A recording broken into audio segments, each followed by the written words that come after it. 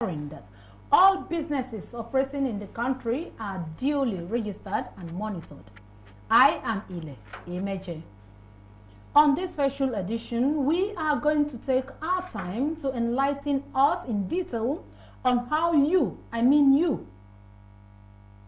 can just register your business names and the steps to take, the practical steps you can follow to register your business name by yourself without hiring or paying for the services of any agent, either accredited or not. This is coming on the backdrop of the reform by relevant stakeholders to ensure that all points of sales, popularly known as P.o.S terminals, must be registered on or before the 7th of July 2024, just in a few weeks away. In line with the above direction, many clients have expressed worry on some issues experienced in the course of registration of their business name on the CAC online portal. But thank God today we have our guest that is always here, and so we'll be looking at and focusing on the practical steps on how to get the name registration done in an easy manner. The Deputy Director, who is our guest, he has been our guest and is our guest today, the Deputy Director of the Compliance Department, Corporate Affairs Commission, Mr. Tolulope Adeola Shonaike, is joining us immediately after the promo to bring us to the understanding on the practical steps to register our business names. For those of us that have been asking and sending us text messages, you have been calling, putting calls to us, you want to find out what is happening and making so many inquiries, I advise that we quickly get our pen and paper together right now before our guests come up. Be back in a moment.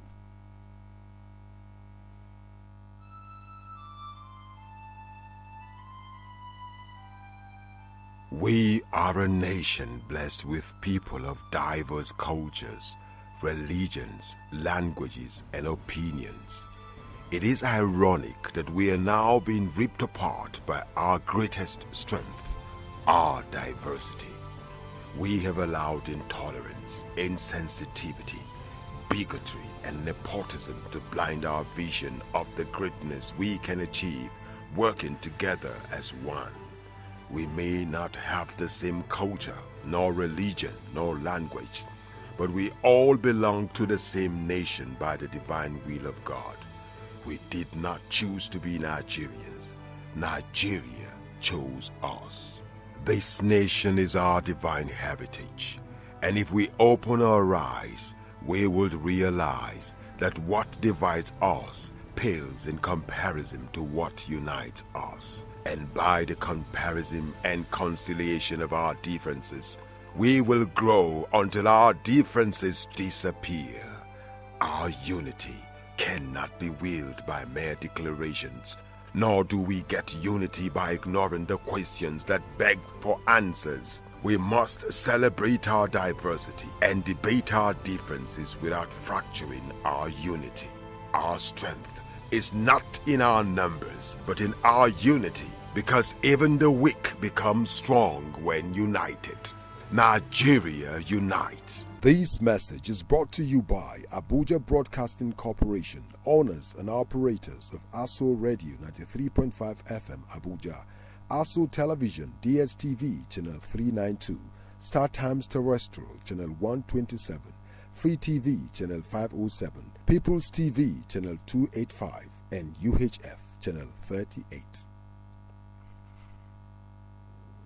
Thanks for joining us on this special edition of the program, and our guest, the Deputy Director, Compliance Department of the Corporate Affairs Commission, Mr. Tolulope Adeola Shonaike, is right here in our studio for us. He's going to be taking us through the very practical steps we need to take to register our business names. Mr. Shonaike, I want to thank you for finding time to be on the program today. Thank you very much. Thank you very much. Yeah. All right, Mr. Shonaike, a lot of people have been asking this question on the necessary steps to register our business names, and I want us to dedicate this episode to explain in detail what it takes. So what again is business name registration with reference to the various business types that we have in Nigeria? Thank you. The first thing we need to know, I mean, like I've always said, is that generally you are not permitted to do business in Nigeria without registration. Now, two exemptions to that, where you may not require to register your business. One, if you are running a business name, and that business name is run mainly in your surname and first name with no addition. So, like I always said, if I'm running my business as Tolu Ike, I don't need registration. Okay? And that is because the law knows Tolu Ike. Right? I have an identity in the law. My identity is somewhere, they can always retrieve it. But if I'm running a business as Tolu Trac services, now I'll need registration. Again, that is, I mean, the reason for that is not far-fetched, because there is nothing in law like Tolu Trac services. So it's not a person, it's not recognized, it has no record anywhere. And that is why you must create a record for that, so that we know what Tolu Trac service is all about. Even though you have created a record for it under a business name, the law still does not see it as a person, distinct from Tolu Ike. But what the law will do is to permit you to run your business under that name and style. That's the name and style you want. No problem. Just like you say Elias. When you say Elias, nobody knows Elias. They know the person, but you hear Elias this. So the same way it is in this case. It's Tolu Ike running the business, but he would prefer to run the business under the name and style Tolu Trac services. No problem. But come and register the details, so that we know that anywhere we see the name Tolu Trac services, we know we are talking about Tolu. So if that is the case, then you must register. But if you are just trading as Tolu Ike, then you don't need any registration. That's the first exemption, which qualifies under business name registration, which is a type of registration, business registration. The other exemption will be when you want to run a business as a company or as a limited liability partnership.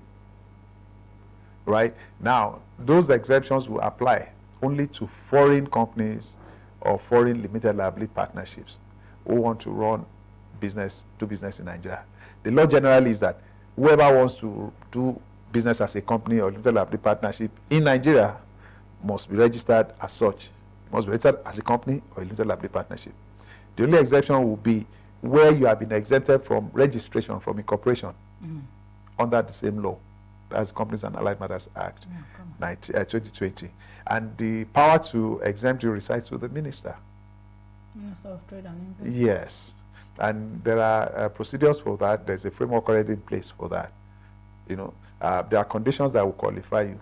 Mainly, I mean, usually it will be companies or limited liability partnerships that are in Nigeria to execute some kind of donor projects, you know, bilateral agreements and projects, or they have been invited to Nigeria by government itself for particular aid to aid Nigeria in one way or yes, with this is a government project, but you come and do it for us.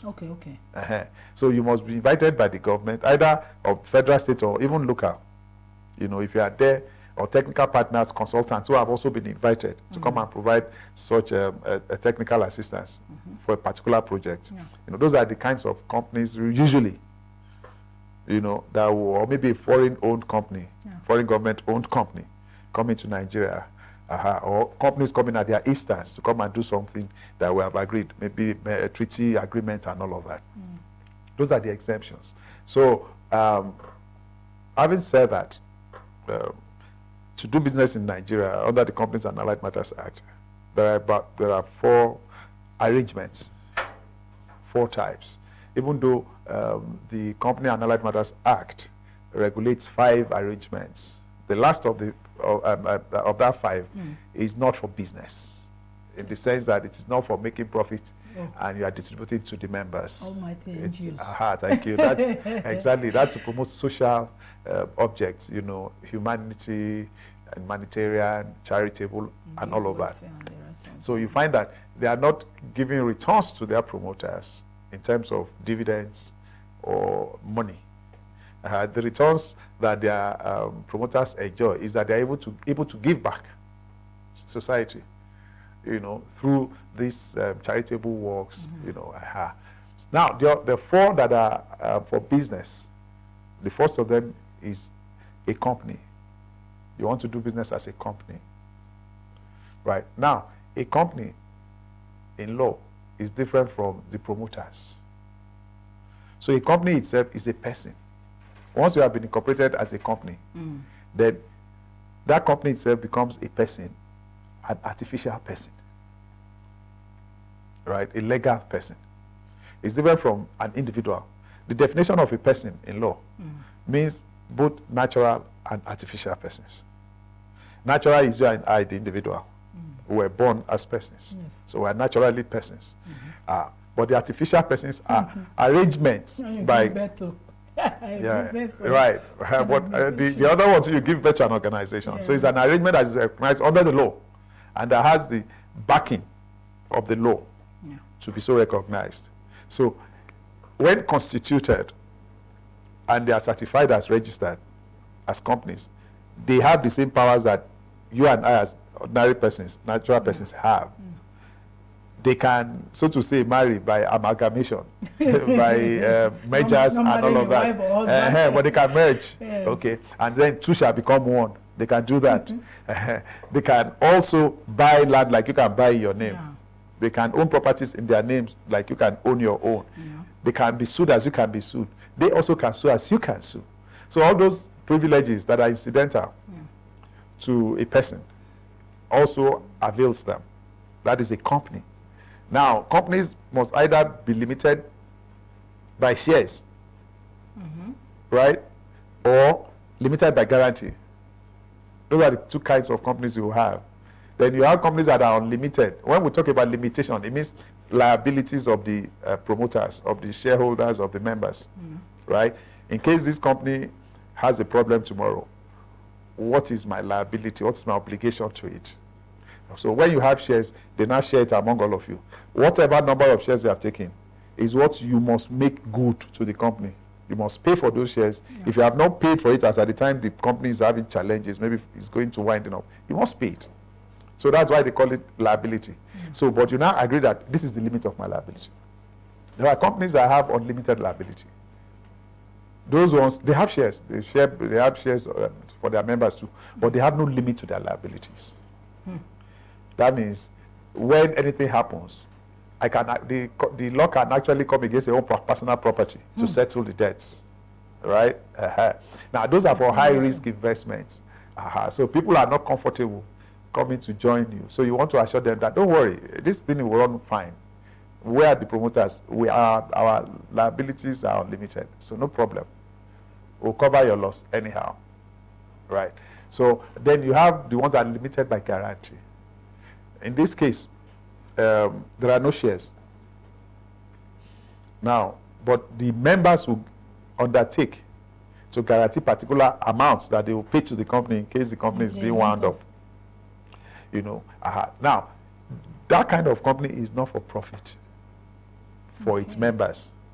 Even if it profits, whatever profit it makes as a company must go back to promoting the object. Again, it is for charitable objects, research, education, sports, religion. Like for public goods. For public good, thank you. That is what they are for, right? So you have that as a company. You can register as a company to do your business.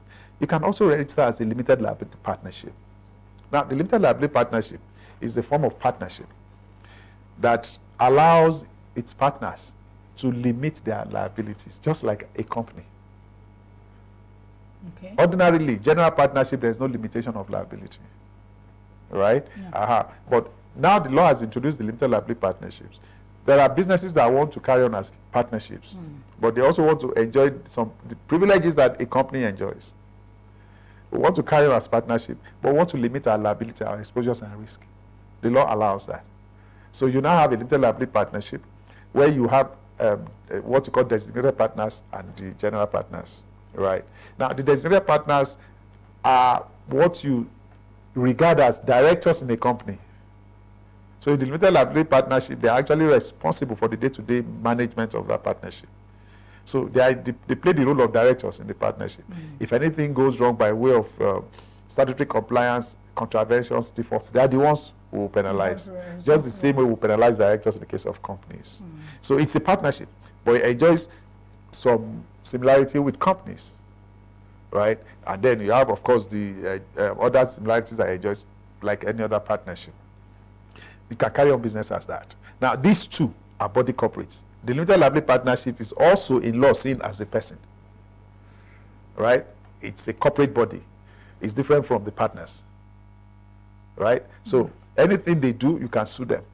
They can sue you. They can own property, right? Now, those are the two arrangements that you can run as a body corporate. That means as a business entity that is different from the owners. So if there are issues, I'm not the one you are dealing with. You are dealing with the company. Please go and talk to the company. Don't come to my house. Go and talk to the company. It's an entity.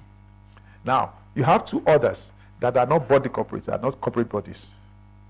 They are just licenses, like I explained earlier, and styles. You know, a trade name, a trade style. Now, the first of them is the limited partnership. This, again, is a partnership. But what this partnership does is to now hybrid the limited liability partnership with the general partnership. In general partnership, like I said earlier, there's no limitation of liability. But the limited partnership, what it does is to say, okay, we can run this partnership, right? And because the partnership, we need at least two people, right? That's why it's a partnership. Now, we can run this partnership, but I, as a partner, I don't want to be a general partner. I want to be a limited partner. I want to limit my own my own liability, right? So in the limited partnership, not limited liability partnership, limited partnership. The other one is limited liability partnership. This is limited partnership. So in this limited partnership, you must have one member, one partner, who has his liability limited, like in the case of a limited liability partnership. That means in case anything happens, this is what it's going to be.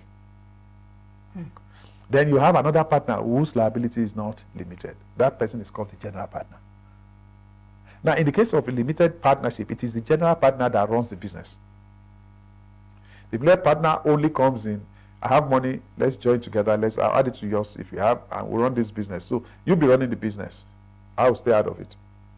My only interest in the business will be, how are we doing financially? I need to see your account.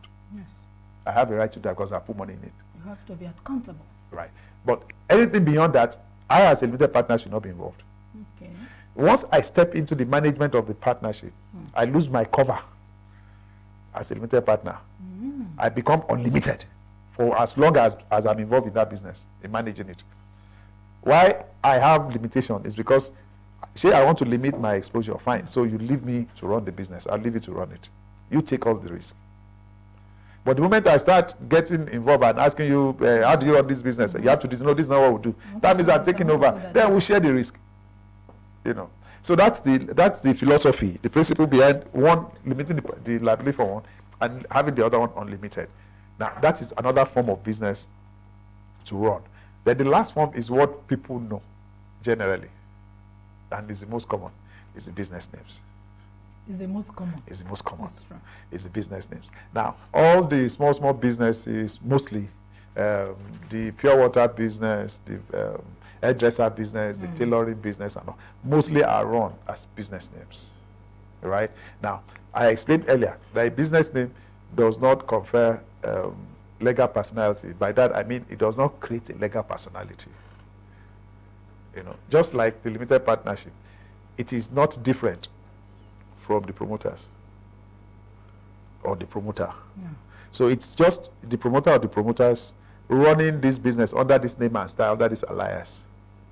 But if anything happens, it is the owners we hold, because there's no business, so to say, that we are dealing with separate from the owners, because the law does not recognize them as legal personality. Right? So it is still you and I who are running these business names that are responsible if anything goes wrong, that goes bad, if it goes south, Right. So, and then for a business name, you know the others are partnerships, so you need at least 2 people. But a business name, you can have 1 person running it. And you call that a sole proprietor. That 1 person, because it's the only proprietor there, so you call him a sole proprietor. That's where you derive the word sole proprietorship. So it's 1-man business.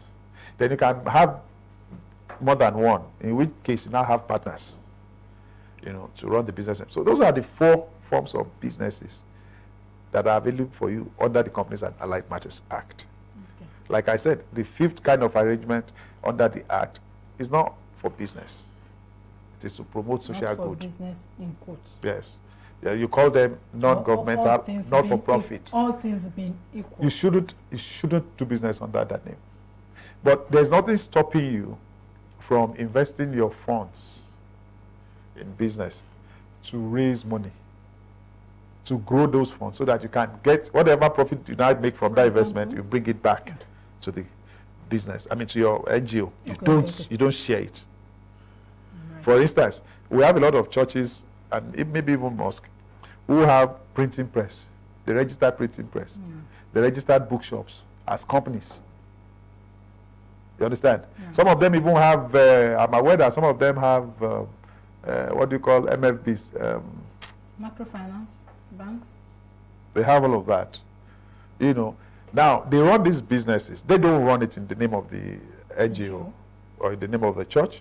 It's registered differently. So whatever profit they make from it, they bring it back. They expect to be brought back to the association. Yeah. They now use it to promote the objectives of the association.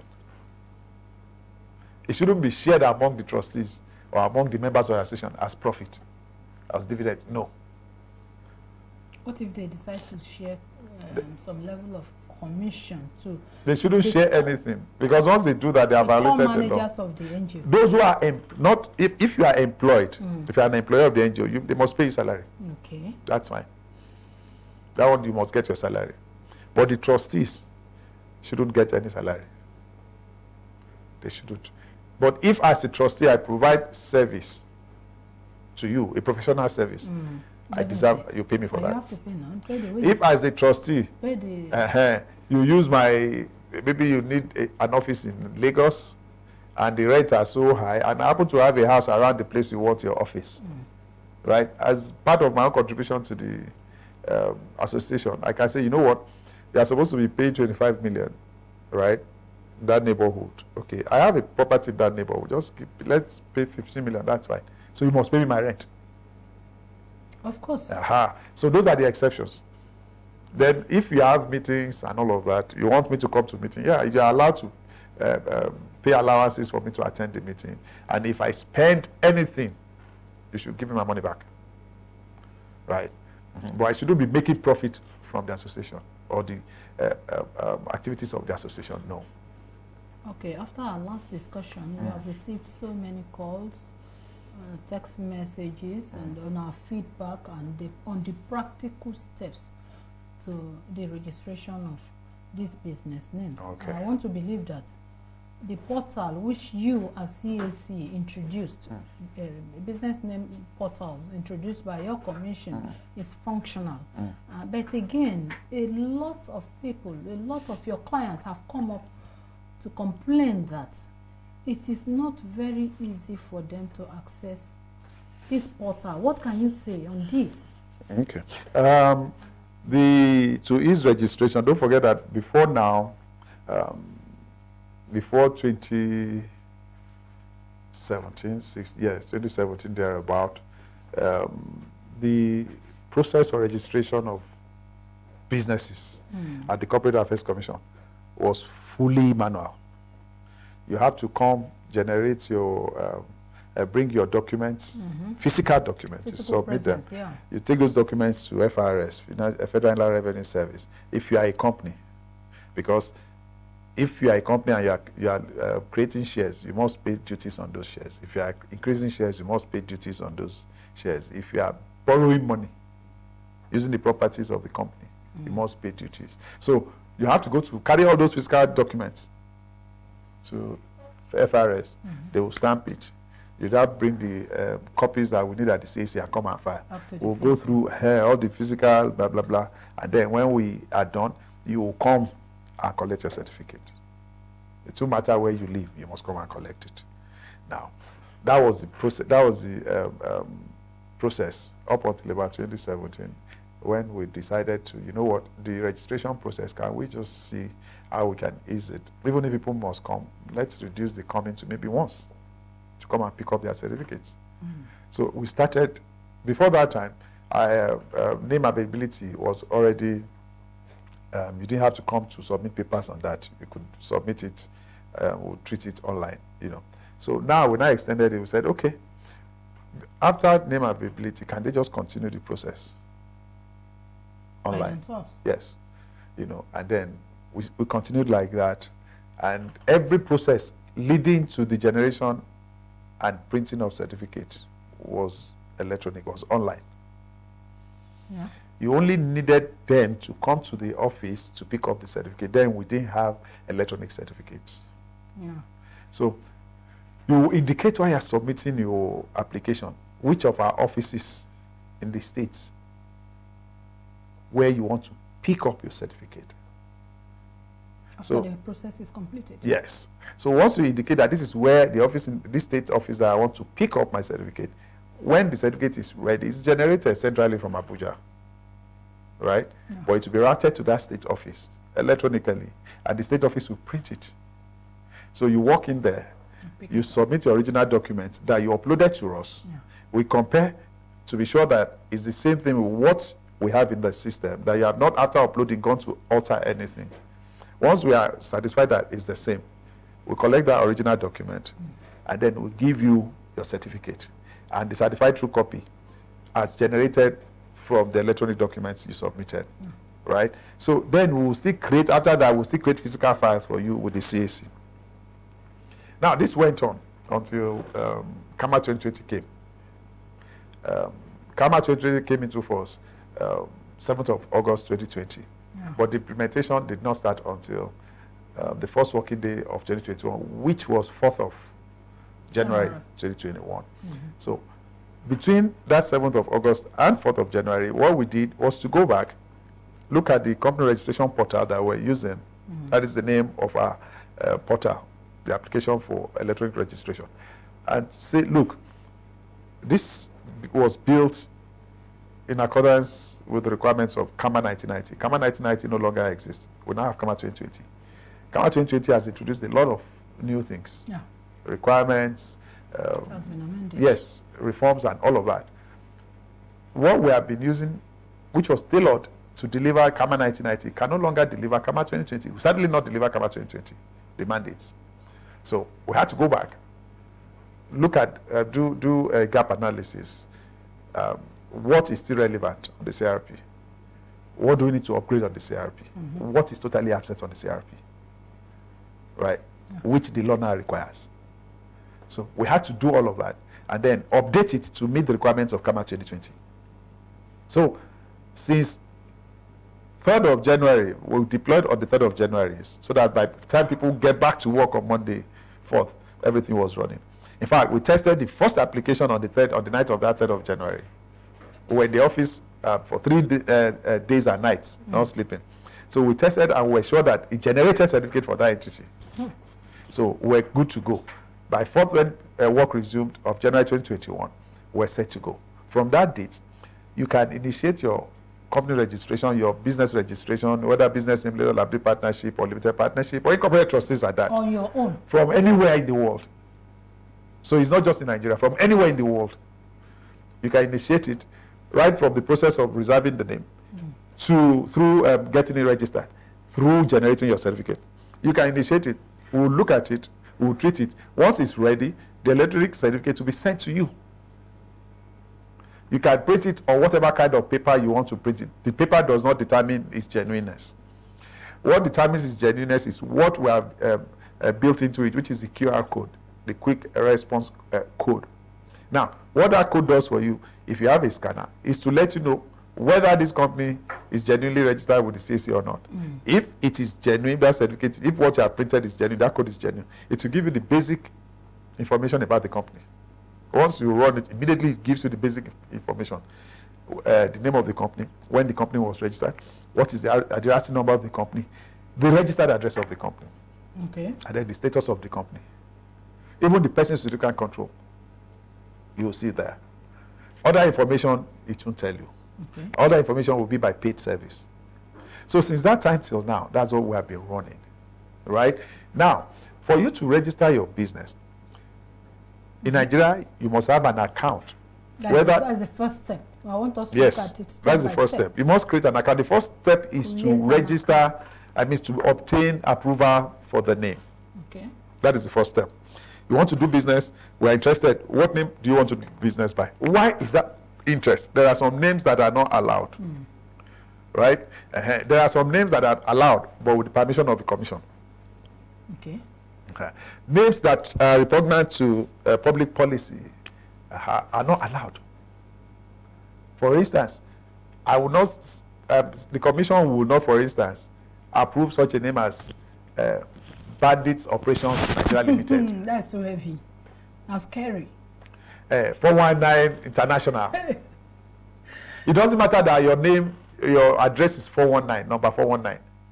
But because of the connotation, because of the suggestion, what people, when they hear 419, what they will hear, 419 has become associated with fraud because of Section 419 of the Criminal Code. Perception from the name. So by the time you now register 419, you know, you can have something like House 805 Limited will register it. But when you say House 419 Limited, we will say no.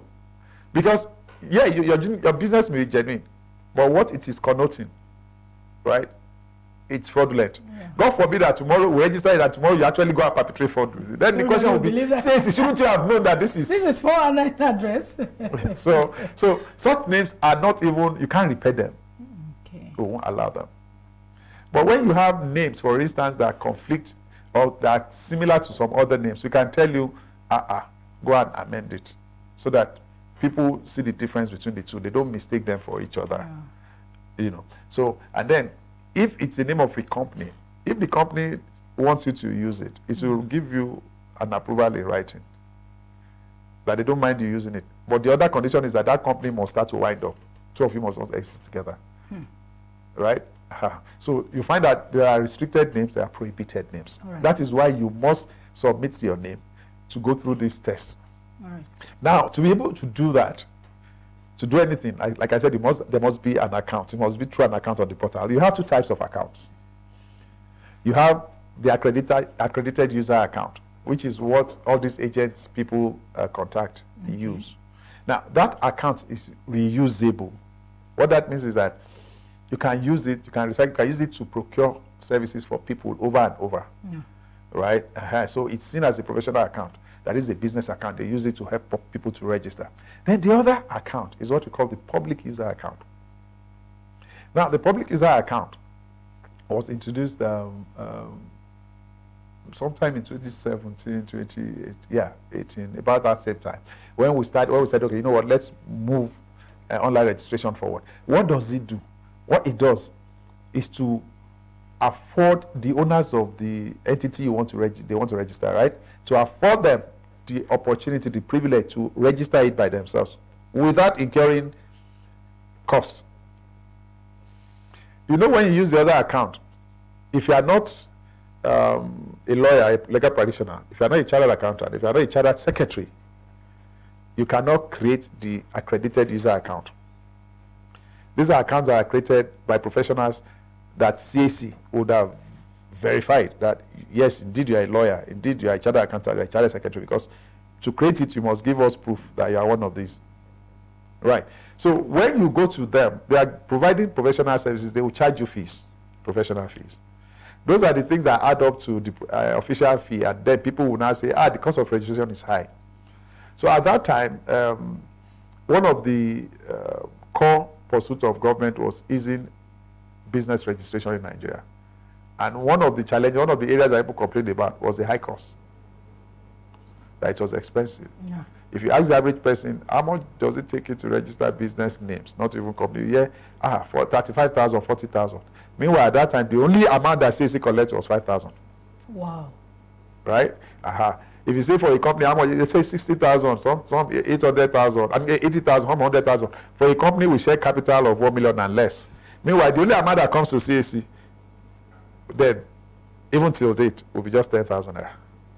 This is very hard to believe. And then to FRS 75. So as somebody charges you 75,000, 80,000 naira, 60,000 naira. Meanwhile, the official fee does not exceed 18,000 naira. But the public does not know that. What the procurer of the service, the principal, knows is that I gave the lawyer 80,000 to go and register the business for me. It does not. It's not his business whether CAC got the 80,000 or not. So now that was a concern. So the government was actually worried about that and said we must find a way to reduce, to bring this cost down. So we said, you know what? Why don't you open up the portal? Let them be able to register by themselves if they can do it by themselves. Yeah. So that's what's been happening. So a lot of people now register their businesses by themselves. So that is the public user account. Now, to create that account, or even the other one, you must go to our website. On the landing page, just scroll down, you see online registration. Click it. Once you click on online registration, it takes you to another page where you see 4 steps. The first one, 4. The first one is to check your name, check your name, whether it's available for you. It is not exact, right? But it can help, it can guide. Then the second step will be to reserve a name. The third step will be to now register the entity. Now, the fourth one is actually for activities after registration. It's called post-incorporation. So, if you are new, whether you are new or not, you want to start, just go to the reserve a name. Step 1, you can do that on the Commission's public search engine. You get there by either going through our website, or you can go straight. You can navigate through our website. You can go straight to search.cac.gov.ng. Search as in SEARCH. So what you do, you type in the name you are interested in. If there is a name registered by what you are interested in, the exact match, it will bring it out. That means you cannot use that name. It's already registered. Get another name. So if it doesn't return a match, then very likely that name will be available for you, right? So once you have done that, you now come to the next step, which is reserve a name. If you click on reserve a name, it will take you to a page where you, as an accredited agent, if you're already accredited and you have an account, can just log in. Otherwise, it will ask you, are you new here? Do you want to sign up? So if you don't have that account, just click on sign up, right? Because you are new. And then follow the prompt to create your account. But make sure before you create an account, you have a valid and working email address. Yeah, because everything from that point will be communicated through that email address. So if you have an email address that you've created a long time ago that you're not using, that has been suspended or that is not working, then there's a problem. So you must have that email account. So email address, that's where we'll send everything. Once you have created it, you have the name, it takes you to registration. You can proceed to register. Right. Just follow the prompt, provide all the information. When it's time to pay on the portal, and then you are good to go. And how much am I expected to pay? For companies, because yes, our time is gone. yes, sorry about that. For companies, for each million you are creating for companies, you are paying the first million 10,000 to CAC, subsequent million up to 500 million 5,000. But you are also paying another amount to FRS, which is 7,500 per million. For business, for LLP, limited liability partnership, is 20,000. For limited partnership, is 15,000. For business name, is 10,000. 10,000. That is the one that concerns the Yes. generality of the Yes. populace. Okay. Time will not permit us to go on and on, but we're expecting you back here the next time to take up this same discussion so that we can round it off for the understanding of everyone in Nigeria and in the whole world. Thank you. All right, with that in-depth analysis, I am optimistic that we have been able to improve your horizon on the activities of the CAC, especially on the practical steps to getting your business name registered with the CAC. Don't forget that this is mandatory. Our analyst is the Deputy Director, Compliance Department of the Corporate Affairs Commission, Mr. Tolulope Adeola Shonaike. Mr. Shonaike, we want to thank you for coming on to this edition of the program. Thank you. To all of us, our esteemed audience out there, We also appreciate your time with us today. Again, enjoy the rest of our programming.